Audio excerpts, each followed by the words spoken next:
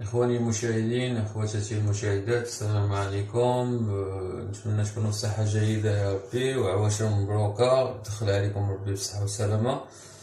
وكما كتعرفوا كنوعدكم ديما بالجديد، وبخصوص حلول مقربة حلول شهر رمضان ان شاء الله يا ربي. كيف ما قلت لكم ندخلوا عليكم بالصحة والسلامة، واللي مريض الله يشافيه، واللي ناوي شي حاجة زوينة الله يعطيها ليه يا ربي. كنوعدكم بواحد الكراتان ديال الدنجال اللي هو اون سبيساليتي ايطاليان 100% ايطاليه، واللي هي وصفه رائعه جدا، اللي ما نكذبش عليكم غادي تكون زعما في المتناول ديال الجميع، مع بواحد المكونات اللي هما بسيطه، اللي تكون عندنا كاع في المنزل ومتوفره كاع في البيوت ديالنا. وان شاء الله نتمنى تعجبكم، وندوزو المكونات لي زانغريديون ان شاء الله. غادي نستعملو زيت الزيتون، اللي هي زيت الزيتون اللي هي رئيسيه في الاطباق الايطاليه. عندنا هنا الحبق اللي هو معروف بازيليك، عندنا جبن الموتزاريلا مقطع على شكل مربعات صغيره، عندنا هنا جبن البارميزون مفروم، عندنا توم مفروم، عندنا الباذنجان لي زوبرجين، عندنا لا فاموز صوص طوماط، عندنا عاوتاني لي طوماط سوريز اللي هما طماطم كراز، وعندنا ملحه والابزار. على بركه الله غادي ندوزو للمكونات، ندوزو لي بريباراسيون. عندنا هنايا بلاص غادي نديرو الزيت ديالنا هنايا،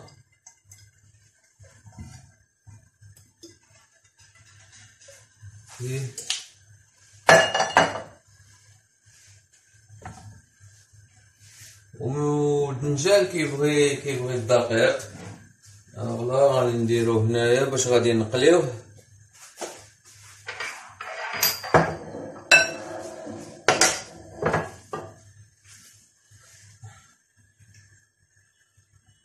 عندنا مقله سبيسيال بوغ لي زوبرجين. غادي نقليوهم على هاد الطريقه هادي، نعملوهم في الدقيق، من بعد نديروهم فوق الزيت.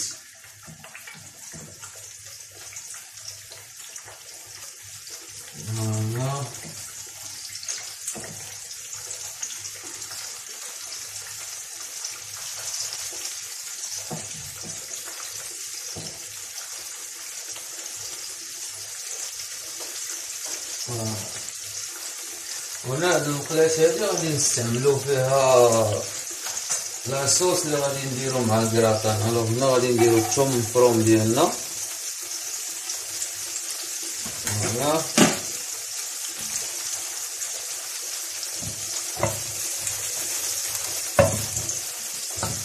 من بعد غادي نضيفو بازيليك الحبق، حبق صدقوني اخواني المشاهدين اخواتي المشاهدين كيعطي واحد النكهة، كيضيف واحد النكهة رائعة.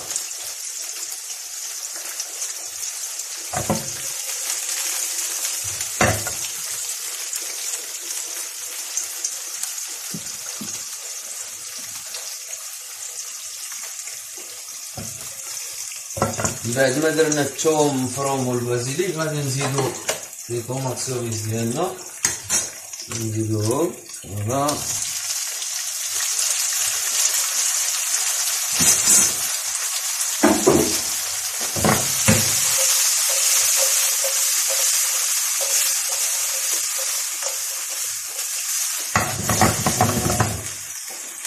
نديرو شويه ديال الملحه،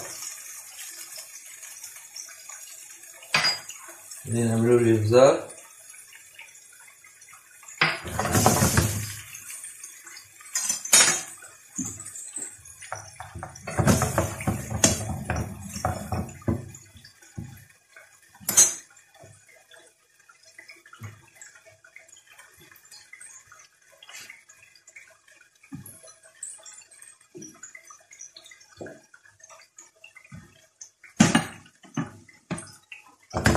بعد ما نخليو لي طوماط سوريز تهبط واحد شويه، عاد نزيدو لاصوص طوماط ديالنا باش تكون هذه هي لا باز ديال لو غرا.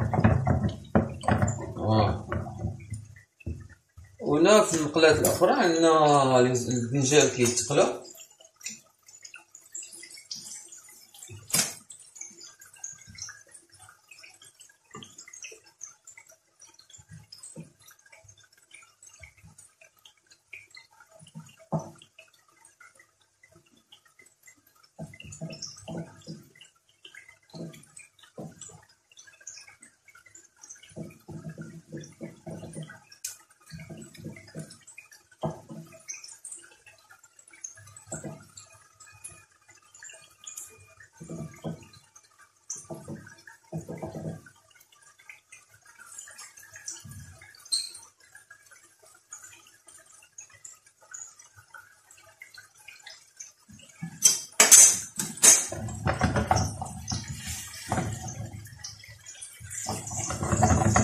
وهنا كما كتشوفوا لي طوماط سوريس بداو كيهبطوا شويش.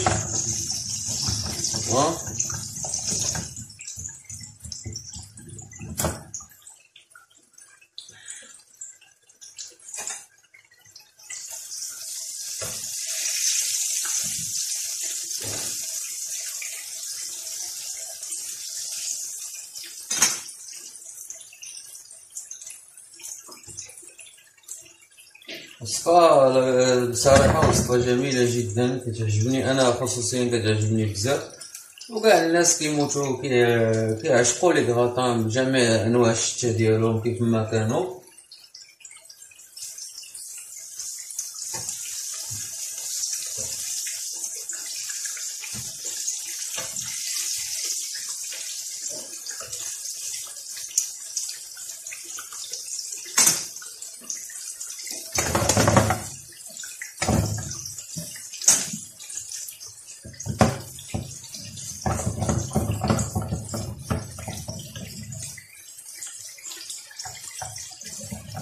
هنا لي طوماط سوريس ديالنا راه بداو كيطيحو، ناخدو لاصوص طوماط من هنا وكنعملوها هنايا.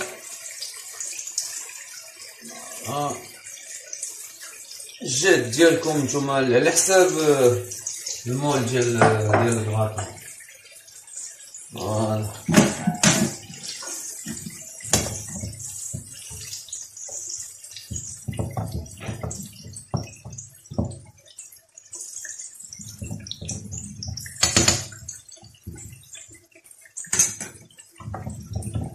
نتوما كتشوفو راه ديجا تبارك الله داكشي راه زوين.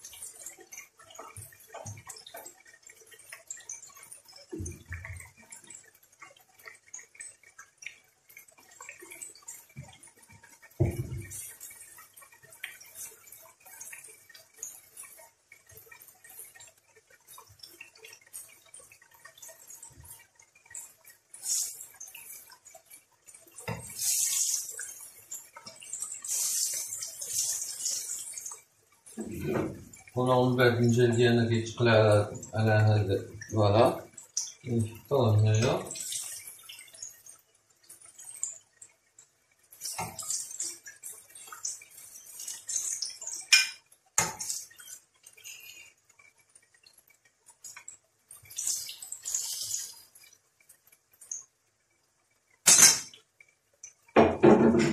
غنكملو على نفس المنوال دجاج اخر.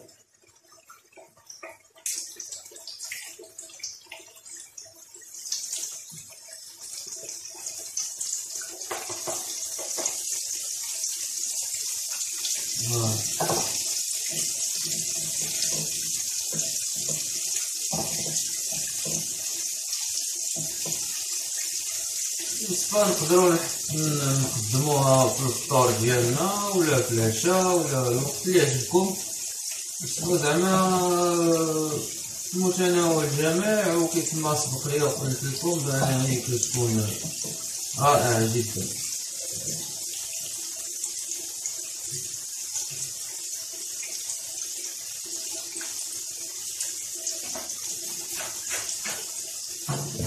هنا لاصوص طوماط ديالنا جوبونس كو راه واجدة.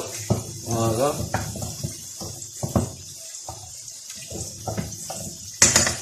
لاصوص طوماط ديالنا راه وجدات. غنطفيو عليها نخليوها على جنب.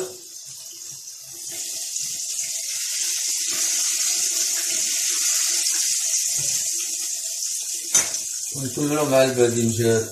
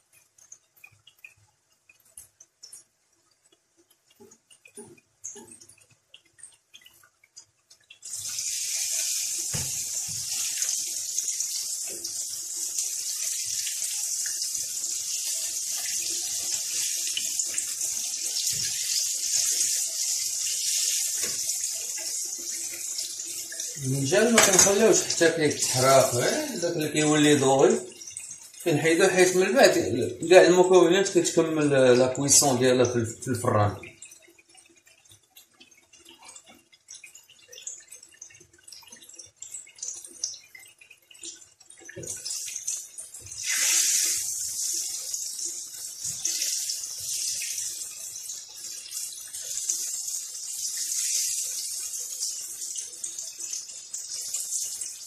كما كتشوفوا اخواني المشاهدين، هاد الوصفه كنقدمها لكم وكنتمنى تعجبكم بالصحه والسلامه يا ربي. وخليكم معايا وما تقطعوش باش نوريكم لا سويت ديال لا فيديو ان شاء الله. من بعد اخواني المشاهدين الباذنجان ديالنا تقلا كامل، غادي ندوزو للمونتاج ديال لو كراطو.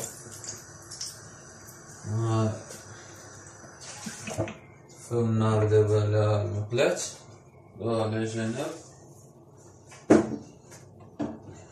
بعد غادي ناخدو المول ديال الكراطان ديالنا، غادي نوضعوه.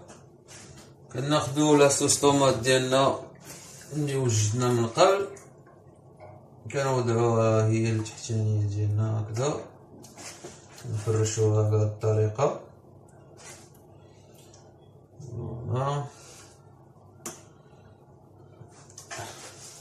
كناخدو شوية ديال الحبق، كنقطعو طريفات صغيورين باش كيزيدنا واحد النكهة أخرى اللي كتكون رائعة جدا.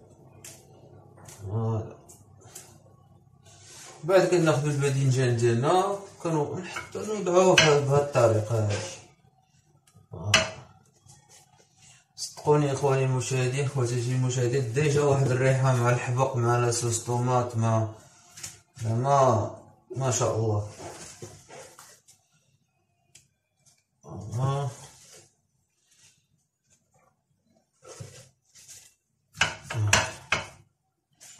بعد كنعملو واحد البتيت كوش من الفوق.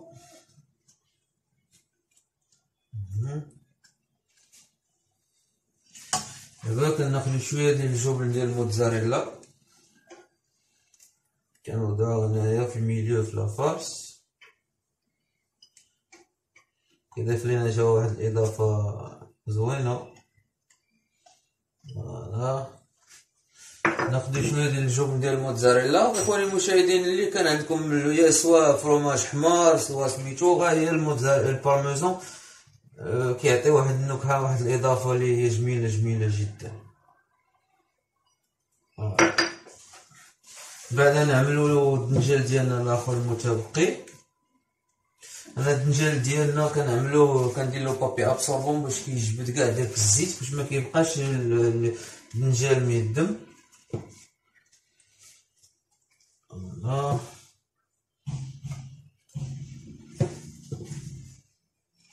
فوالا. بعد غنضيفو عاوتاني الطبقة الفوقانية، غنضيفوها على لاصوص طوماط.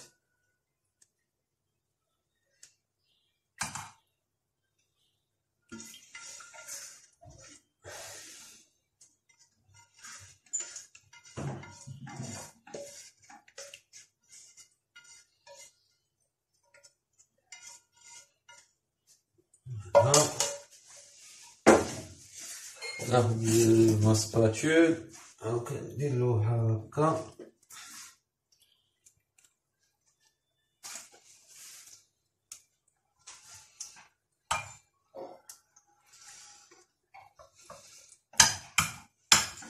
بعد كنسخنو الفرن ديالنا، ولا الفرن سواء الكتريك ولا كهربائي ولا ديال الغاز. كنسخنوه هادي، نخليو واحد المدة ميم با ديال 20 دقيقة.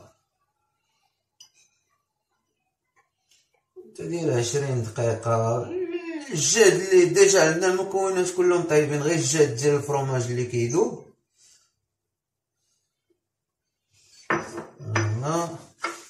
بعد غادي نزيد فرomاج رابي.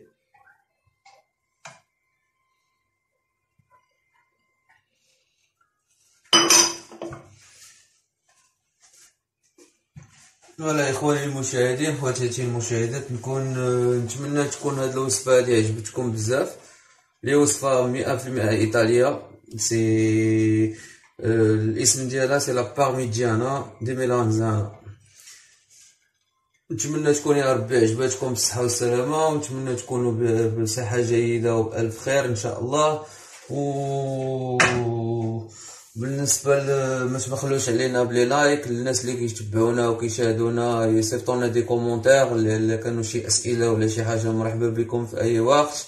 اللي ما مابونيش في لاشين يتابونا. ونتمنى يا ربي عواشر مبروكه، وتسناونا ديما بالجديد بلي زونتي باستي لي بلا لي ايطاليان، لي لا كويزين ايطاليان رافيني. ونتمنى يا ربي تكونوا بصحه جيده وعواشر مبروكه. وخليكم معايا باش نوريكم النهايه ديال هاد لونتي باسي هذا كيفاش غادي يكون. الي ميرسي بوكو، اونفا، مع السلامه، شكرا.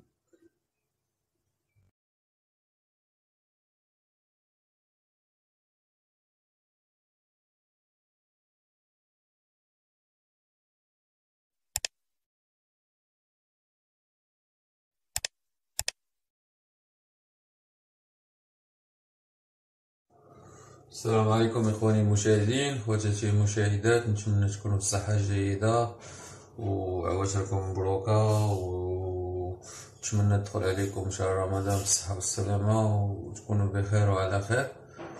كما سبق لي وقلت لكم، معنا ديما جديد في لاشين غي بلا ايطاليان رافيني. كنتمنى كاع المحتويات اللي كنبارطاجيها معكم تكون كتروق لكم ولقيتو فيها واحد الصدى جيد وقمتو بكاع لي بريباراسيون اللي درتهم وعجبكم داكشي. اليوم جبتكم بواحد لا فيديو جديده بغيت نبارطاجيها معكم اللي هو ديما كنقول لكم على بحلول شهر رمضان كاينين لي محتويات اللي هما يقدروا يساعدونا في طيله شهر الصيام، اللي هما بساط جدا ولكن كيزيدونا واحد الاضافه وواحد النكهه لكاع الاطباق ديالنا. اليوم جبت لكم واحد لا براتيك ديال واحد المنسم غذائي اللي هو ان بويون فيجيتاريان اللي نقدروا نستعملوه في شتا الاستعمالات كوم دي سوب دي بلا، نقدروا نستعملوه في اي حاجه.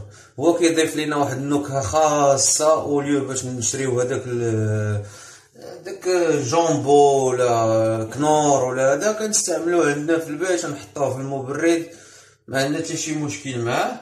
وشاك فوا كنبغيو نستعملوه غادي نشدوه نحطوه في شي كاسرول ولا شي حاجه وكنسخنوه وكنبداو نسقيو به داكشي اللي بغينا نطيبوه باش ناكلوه. كيزيدنا واحد الاضافه صدقوني، وواحد المحتويات لي زانغريديون اللي موجودين عندنا في اي ثلاجه مغربيه، هو محتوى رائع جدا. الوغ ندوزو تو سويت لي زانغريديون. عندنا هنايا واحد الجزره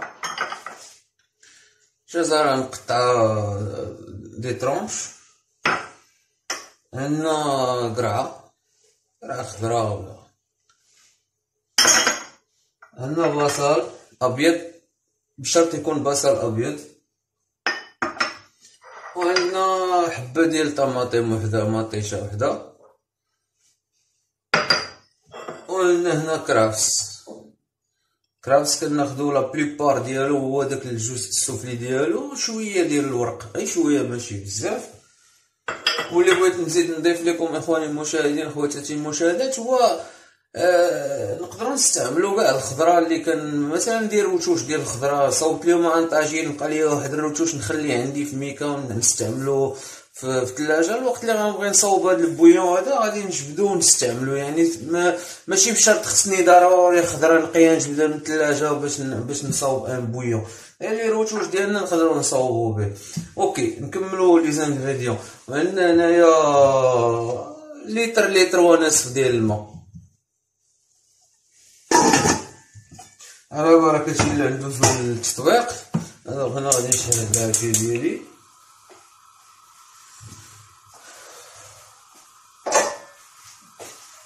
كيف ما قلنا لتر ونصف ديال الماء. غادي ندير فيه طوماط بحال هكذا،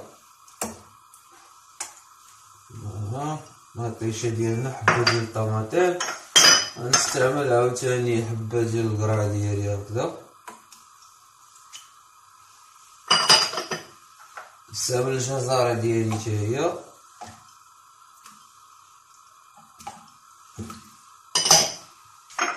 والحبه ديال البصله ديالي حتى هي غنديرها هكذا،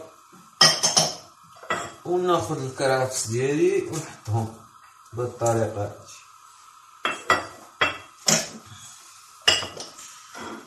صدقوني اخواني المشاهدين، ان هذا البويون هذا انا على نفسي كنستعملو شتى انواع الاستعمالات. نقدر نسقي به روز، نسقي به، نقدر نستعمل به نسقي به روز ولا انطاجين ديال البواسون ولا ديال اللحم ولا اي حاجه كتبغي نزيد لها الاضافه سميتو كنزيد لها. نستعملو شتى الاستعمالات وساهل وكيضيف واحد النكهه اللي هي سبيسيال خاصه سبحان الله في جميع الاطباق. الوغ هذا هو المحتوى اللي درناه سيداتي المشاهدين سيدي المشاهدات، بانني غادي نخليه على واحد المده النار شويه ما مرتفعش بزاف، متوسطه، واحد المده ديال ما بين 40 حتى 45 دقيقه. وغادي تلاحظوا بانه كيشونجي اللون ديالو ديال الماء، داك الخضر كلهم كيطلقوا هذاك ليفي ديالهم. ما بين 40 حتى 45 دقيقه، وكنحطوه من بعد كنصفيوه وكنخليوه عندنا في المبرد ديالنا. عندنا مع حتى شي حاجه ديال ما نخافوش عليها وكنريسك. وخليكم معايا اخواني المشاهدين، خواتاتي المشاهدات، باش نشوفوا النهايه ديال هذا المحتوى هذا كيفاش غادي يكون.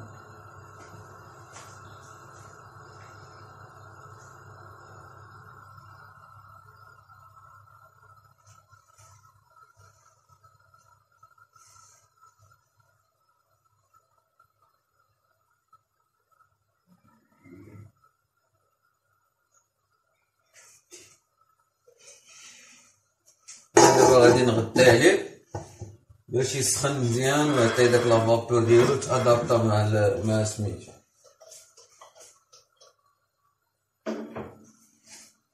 الوغ خليكم معايا اخواني المشاهدين، خواتاتي المشاهدات، ما تقطعوش باش نشوفوا لافان ديال هاد لا فيديو هذا ونشوفوا المحتوى كيفاش غادي يكون ان شاء الله الرحمن الرحيم. جميع لي بلا ديالنا وسبحان الله واحد الريحه زعما ما شاء الله. المكونات جد بسيطه. الا كنتي كتصاوبها في الدار عندك ولا شي حاجه، الانسان الا شم هاد الريحه هادي كيصحاب كتصاوب انسو. هو جوست ان بويون باش اميليوري كاع لي بلاوات ديالنا. ها هو كي قرب يطيب لينا البويون ديالنا. نتوما كما كتشوفوا اخواني المشاهدين، خواتاتي المشاهدات، لا كولور ديال الماء كاع تبدل، المكونات انسجموا بعضياتهم.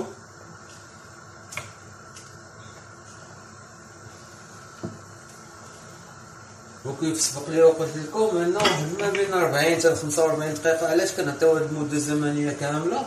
غير باش داك المكونات داك الخضر كلهم كيندمجوا بعضياتهم.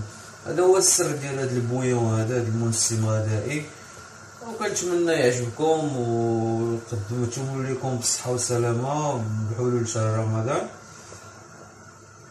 ويمكن لكم تخليوه يبرد وتعملوه في المبرد، والوقت اللي غادي تبغوا تنسموا اي طبق ولا اي هذا تجبدوه تعملوه في كاسرول وتسخنوه واحد شويه. هو ملي تبغيو تسقيو به كاع لي بلا داكشي خصو يكون سخون، ديجا يكون سخون باش يعاونكم في لاكويسون كاع ديال لي بلا. اخواني المشاهدين، هذه النتيجه ديالو من بعد ما كاين.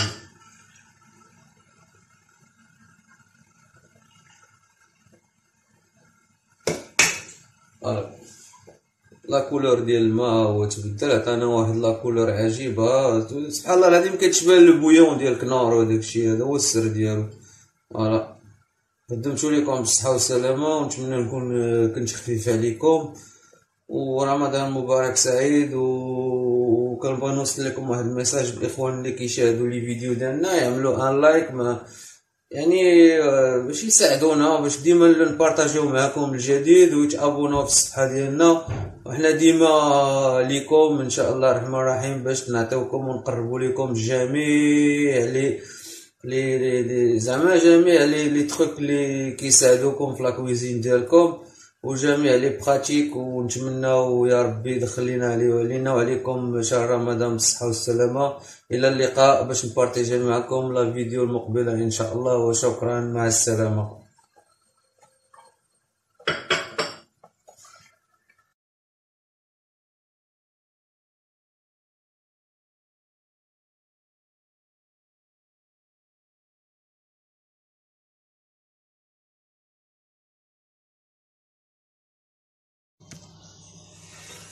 Alors mes chers téléspectateurs, mes chères téléspectatrices, bonjour, j'espère que vous allez bien. Aujourd'hui, je vais vous montrer la recette italienne très spéciale. Qui les plats raffinés italiens qui sont goûteux et délicieux. Alors aujourd'hui, on va préparer la recette des pâtes siciliennes. Alors c'est les pâtes à la puttanesca. Alors, et on va passer pour les ingrédients.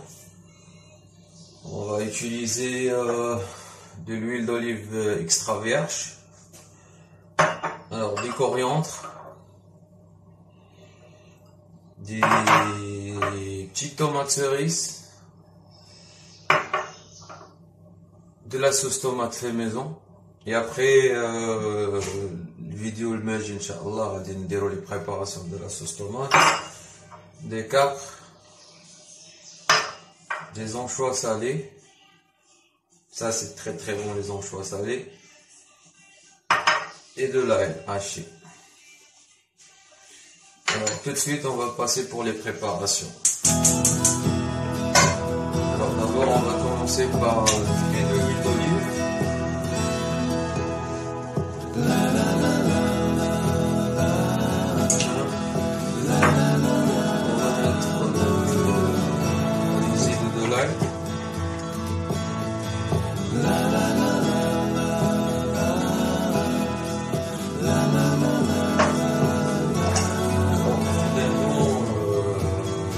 J'adore cette recette parce que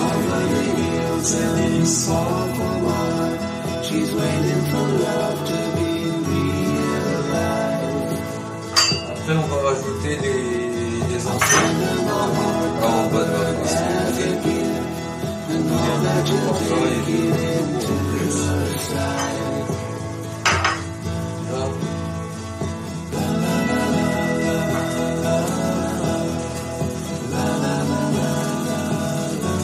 Prenez maintenant la recette avec du sel.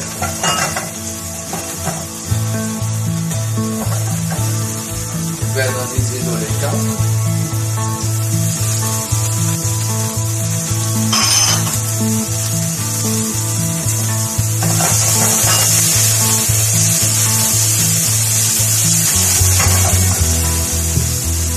Le tomate cerise.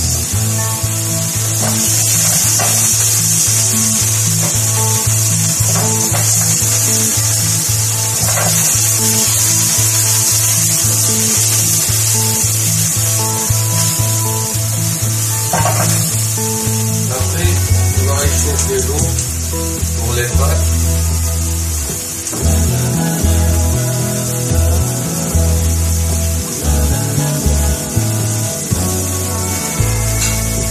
Je vais rajouter un peu de sel.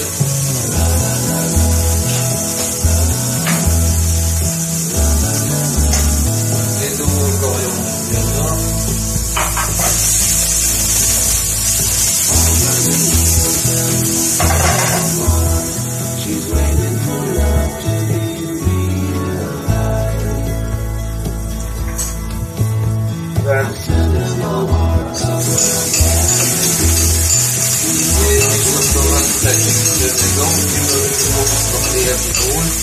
Allez dans la recette qui est là, les préparations de la sauce tomate.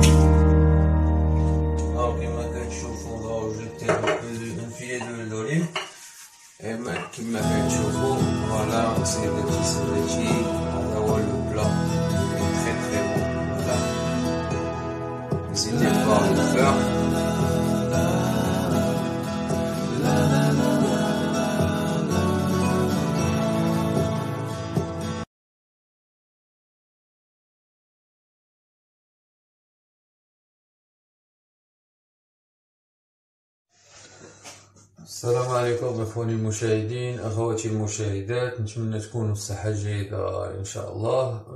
كيف ما وعدتكم في لا فيديو الفايتة بانني غادي نعطيكم نبارطاجي معكم واحد لا روسيت تراديسيونيل اوريجينال ايطاليان.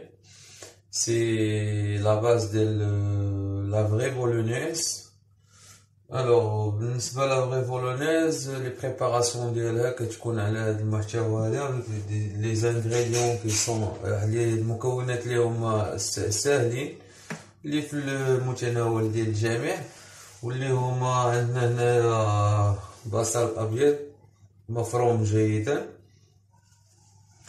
عندنا جزرة وحده حتى مفرومه جيدا،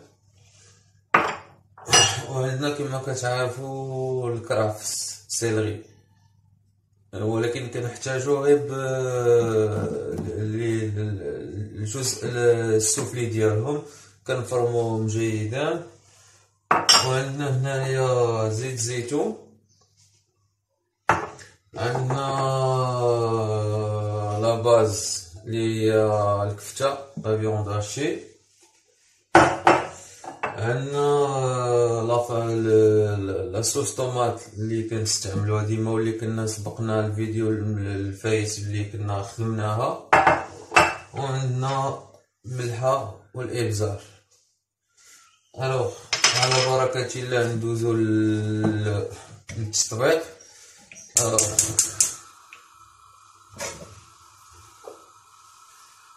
كنوضعو زيت الزيتون، كنوضعو واحد الكميه شويه تكون زايده، فوالا. من بعد كنوضعو الكرافس ديالنا اللي هما مقطعين رقاق رقاق بزاف،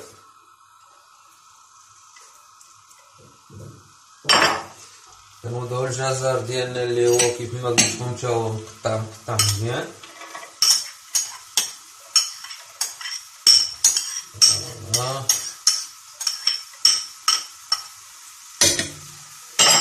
وكنوضعو البصل ديالنا تا هو اللي مقطع مزيان.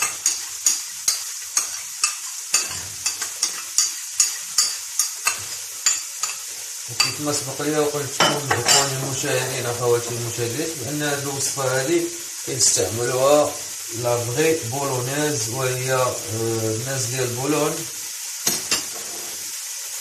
وهذا هو كيفاش كيقدموها، هما الباز ديالها كتكون هكا وكتجي جد رائعه جدا.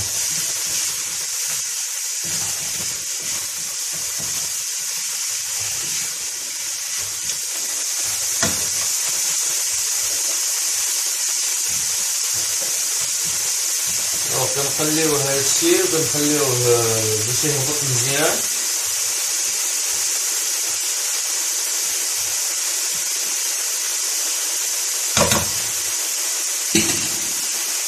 كما كتعرفوا بان حنايا كنحماقوا على هاد الوصفه هادي بزاف، ويمكن الجميع كيفضل يصاوبها في البيوت ديالهم بلا ما يبقاو يديبلاصاو لي ريستورون، حيت لا بليبار ديال لي ريستورون هذا هو السر ديالها باش كتكون جديده بزاف. يمكن لينا حنايا نستعملوها في البيوت ديالنا ونبداوها في المبرد ما توقع عليها حتى شي حاجه.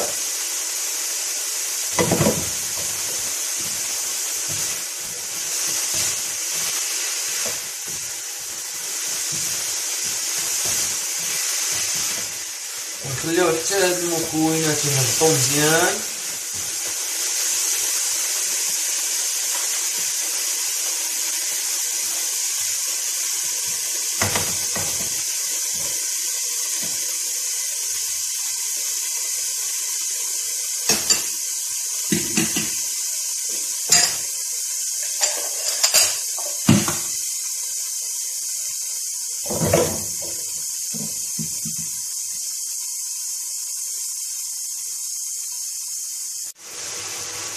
كما كتشوفوا المكونات ديالنا هبطوا شي شويه غادي مزيان.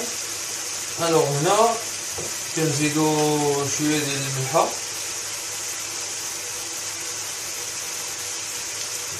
فوالا نزيدو فلفل اسود هو الابزار.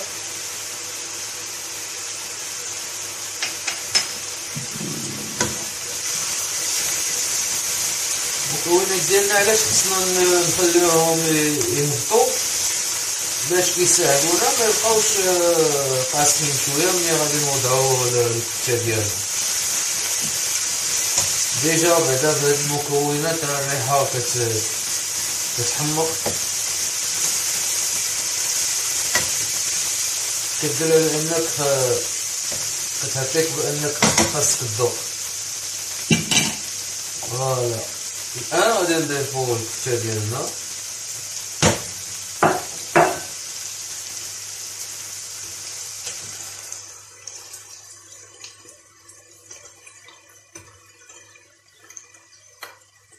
خصنا نوضعوها بهاد الطريقه هادي.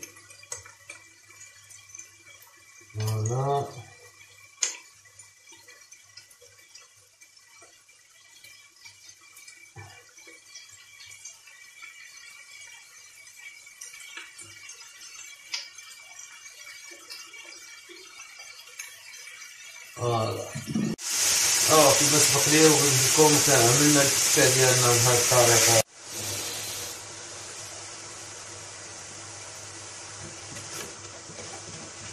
كترجع على شكل حبيبات، كتقبط فيها العافيه مزيان.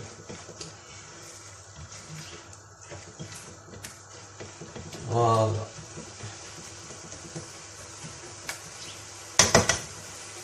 من بعد كنزيدو عليها شويه ديال الابزار، شويه ديال الملحه،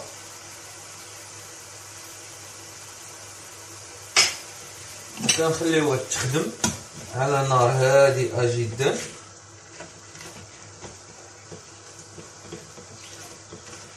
لا داعي باش نبقاو كل مره نحركوها وداك الشيء، نخليوها بحال هكا على النار، ولكن الشرط ديالها تكون على نار هادئه جدا باش هي كتخدم على خاطرها. ومن بعد غادي ندوزو للمرحله الثانيه. بقاو معايا ما تقطعوش اخواني المشاهدين.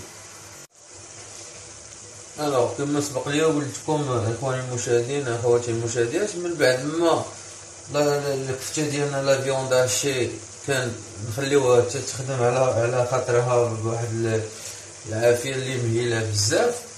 والسر ديالها هو ملي كتبدا تقرب طيب كترجع لينا على شكل حبيبات، ترجع لينا على شكل حبيبات بحال هكذا. كنخليوها على نار هادئه واحد المده ديال 45 دقيقه. 45 دقيقه ما كنحركوها ما والو، ما كنزيدو عليها لا حتى شي حاجه، لا ماء لا والو، هي كتطلق داك الليدام ديالها. ملي كنعرفوها راه قربت توجد هي اصلا كتولي حبيبات كتطلق على بعضياتها، دونك كتطلق على بعضياتها. من بعد كندوزو للمرحله الاخرى وهي كنزيدو لاصوص طوماط ديالنا. فوالا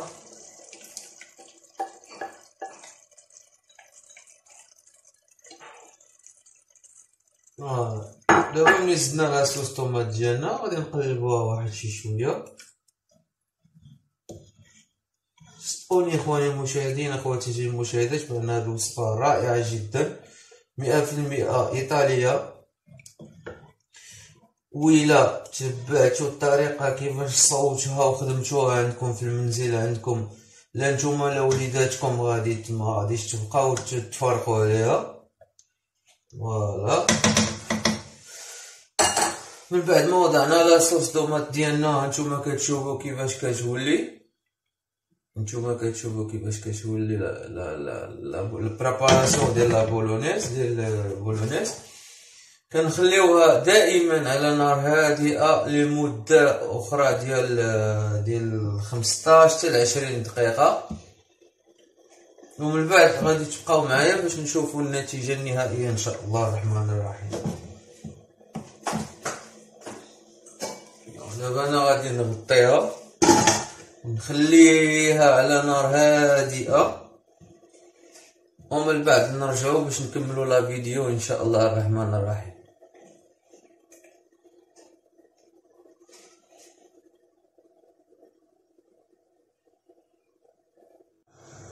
اخواني المشاهدين، من بعد ما خلينا لا فيوند هادشي باش طيب على نار هادئة جدا، دابا غادي نفتحو عليها.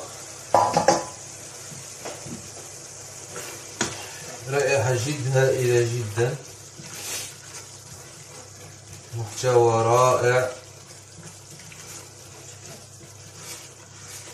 خليكم تقدموها لي لازان لي بات كما بغيتو.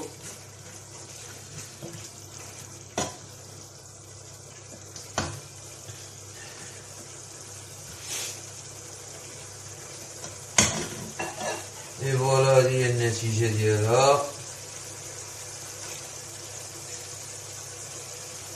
قدمتها لكم بالصحة والسلامة ان شاء الله، تاكلوها. اي فوالا اخواني المشاهدين، اخواتي المشاهدات، اليوم قدمت لكم الوصفة ديال لا بولونيس. كنتمنى يا ربي تعجبكم، وما تبخلوش علينا بلي لايك ديالكم، واللي باقي ما مابونيش يتابونا ويفعل الجرس باش يوصلكم ديما الجديد.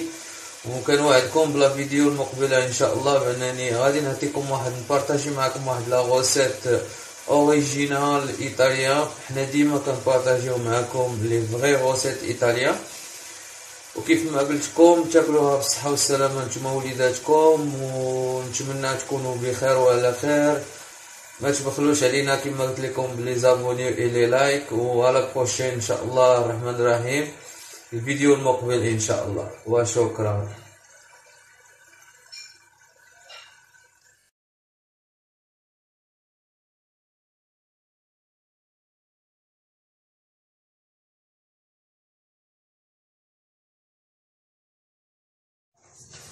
السلام عليكم خوتي المشاهدين، اخواتي المشاهدات، نتمنى تكونوا بصحه جيده ان شاء الله، وكل ما تمنيتو بالصحه والسلامه.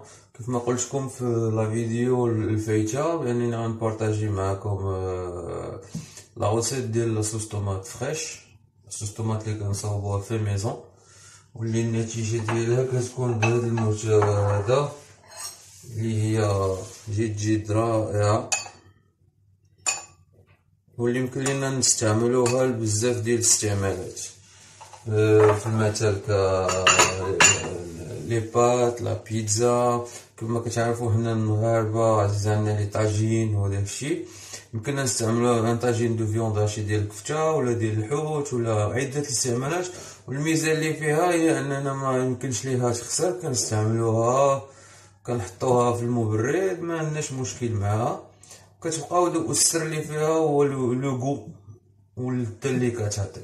الوغ ما نتقلش عليكم، ما تبخلوش علينا بلي لايك، واللي باقي ما مابونيش في لاشين ديالنا يدعمنا ويعمل الجرس باش يوصلوا الجديد. ما نطولش عليكم اخواني اخواتي المشاهدات، ندوزو لي زانغريديون. بالنسبه لي زانغريديون ما عندناش شي حاجه اللي سبيسيال، اللي هو متوفر عندنا في كل بيت مغربي. عندنا على حساب لي كيلو اللي بغيتو. انا بالنسبه ليا كان عندي نستعمل دابا 500 غرام ديال طوماط فريش اللي هي مطيشه عاديه، 100 غرام ديال لي طوماط سيريس، وعندنا بصل ابيض واحد، وعندنا جزره وحده، عندنا واحد الملعقه كبيره ديال طوماط كونسونطري اللي هي مطيشه ديال الحك باردون، عندنا زيت الزيتون، وعندنا الملحه والابزار. هادو هما المكونات اللي كيعطيونا السر في هاد لاصوص طوماط. وعلى بسم الله على بركه الله نبداو لي بريباراسيون ديالنا. الوغ غادي نحتاجو اون مارميت، فوالا نحتاجو اون مارميت ولا كاسرول اللي عندكم متوفر. غادي نعملو الويل دوليف بزيت الزيتون، فوالا. من بعد غادي نزيدو البصله ديالنا، البصل غادي نزيدو داك الجزره ديالنا. فوالا. من بعد اللي غادي نزيدو الطماطم الكيفيه كيفاش غادي نصاوبوها، هو غادي نفتحوها على جوج وناخدو واحد الباسين فيه الماء وغادي نهبطوها تحت الماء ونعصروها هكذا باش يخرجوا منها لي بيبيت باش تكون بهاد الطريقه هادي. اوكي.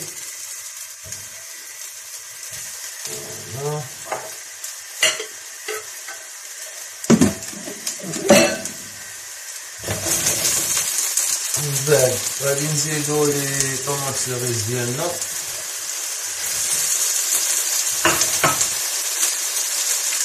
غنعملو شويه ديال الملحه،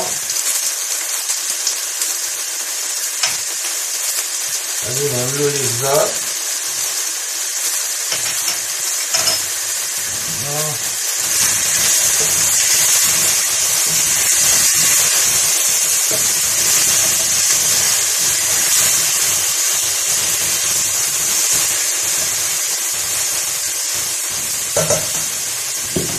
اخواني اخواتي اخواني المشاهدين، لان هذه الوصفه هذه كتكون رائعه جدا، والسر اللي فيها هو المذاق العجيب اللي كيكون من بعد.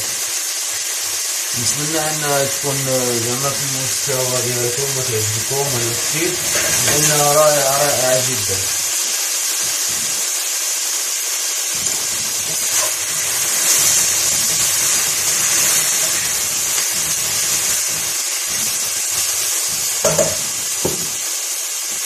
من بعد ما عملت كاع لي زانغريديون المكونات ديالي اللي هو زيت زيتون، جزر، بصل ابيض، طماطم ولي طوماط سوريز، طماطم صغيره، غادي نزيد معايا كما قلت لكم هنايا ملعقه كبيره ديال طوماط كونسونطري اللي هي مطيشه ديال الحك. غادي نخلط هنايا. فوالا. طريقة جد بسيطة ولكن رائعة جدا. ديجا البارفان ديالها الريحة ديالها كتهبل. من بعد غادي نحتاج الماء عادي، غادي نزيد واحد شوية هنايا.